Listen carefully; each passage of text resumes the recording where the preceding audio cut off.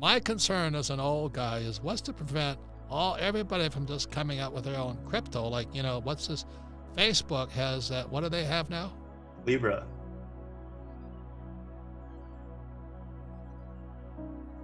Libra. What the hell is that? So it might help to kind of talk about the advancements of cryptocurrency through the years.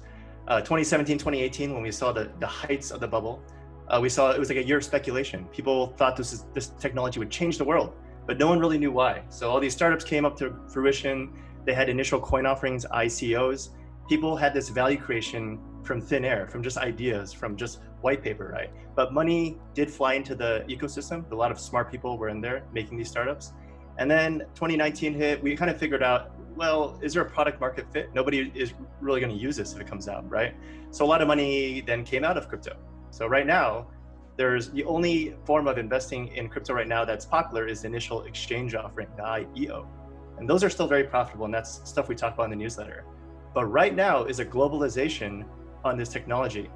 Just this year, the World Economic Forum published the CBDC framework. CBDC stands for Central Bank Digital Currency.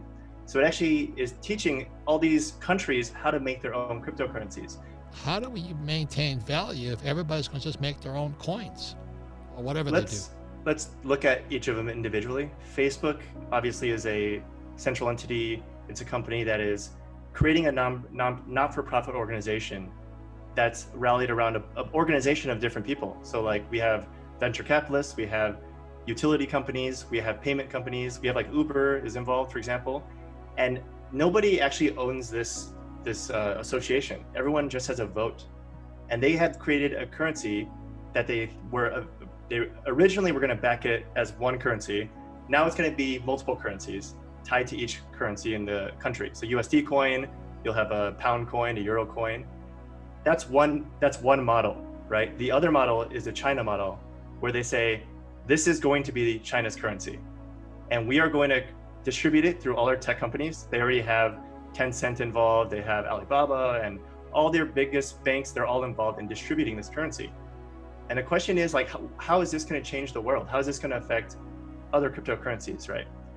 And how it will affect them is a little more unclear, other than the fact that it does provide another means to get to outside of the system. Because what we're talking about right now is still a centralized system, either from the top down, which is China going down to the people, or Facebook and up, right? Going from the people to the governments. Would you recommend anybody buy Bitcoin as a hedge right now? I mean, like a guy like me, the reason I get excited about it is they tell me it's going to go to 100,000. So, idiot like me will just jump right in. Tell me where I'm screwed up thinking like that. I think it's not likely to go to 100,000, right? I can't imagine anyone buying it from somebody at $100,000. It just doesn't make sense to me. I do think because there's a negative correlation to the dollar, you see the Fed printing trillions of dollars, that it is possible that Bitcoin is as a diversification play. If you're looking at the technology and the advancement in technology like me, I look more into Ethereum and some of the projects in Ethereum. So my Bitcoin holding is actually very low. I anticipate a drop in May, like I said, just because inflation will be halved, right? Peter Schiff, he's a gold and silver guy, and somebody gave him some Bitcoin. He lost it. How does a person lose Bitcoin?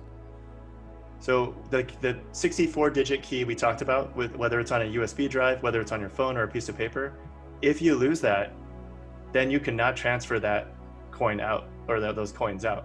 So that is one of the biggest things that's bugging crypto right now. How do we keep cryptocurrency keys and key management in a better format? And that's in all the technologies that we're exploring, that's definitely one area we're looking at as well.